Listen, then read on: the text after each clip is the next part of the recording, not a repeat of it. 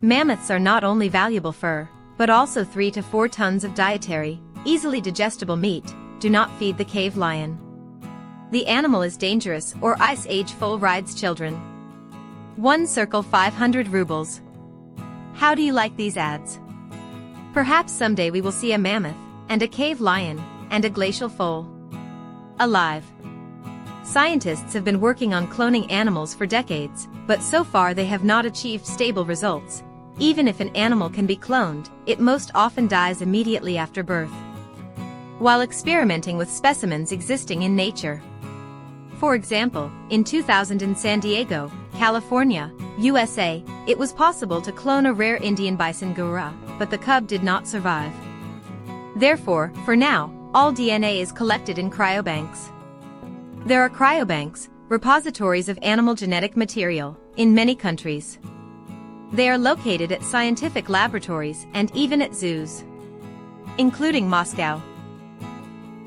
First of all, materials of animals that are on the verge of extinction are brought there in order to someday recreate the species. But can extinct species be cloned? Speaking about the breeding of extinct animals, scientists mean extinct relatively recently, for example, the Pyrenean goat, or those from which the genetic material has been preserved. Such finds are found only in the far north in permafrost conditions: mammoths, ancient horses, and cave lions. But it is impossible to clone dinosaurs, because scientists cannot use samples of their DNA due to the poor preservation of the remains. How is cloning going on now? In addition to suitable samples of genetic material, females of a related species of modern animals are needed. That is, if we are talking about a mammoth, then the nucleus is removed from the unfertilized egg of the elephant, and the nucleus of any mammoth cell is introduced. This egg must begin to divide under the influence of stimulation, after which it is transferred to a surrogate mother, another elephant. There is no certainty that mammoth DNA will work in an elephant egg. However, some scientists are already preparing to welcome the first baby mammoth, and many are building far-reaching plans. For example, the British scientist Daniel William Mackenzie Wright, described in detail how, thanks to cloning, by 2070 the tourism industry will develop. He proposes to use cloned animals for food, to hunt them, and to organize safaris for educational purposes.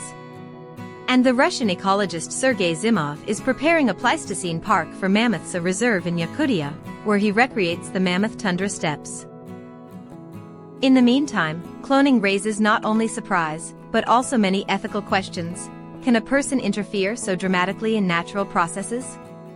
Will the new old animals be the repetition of extinct ones, or will it be a completely new species? How will the rights of these animals be respected? How will nature itself react to uninvited guests? Wouldn't it be better to focus on fighting poachers and restoring habitats? There is a chance that some of the extinct animals did not become extinct, but simply hid somewhere.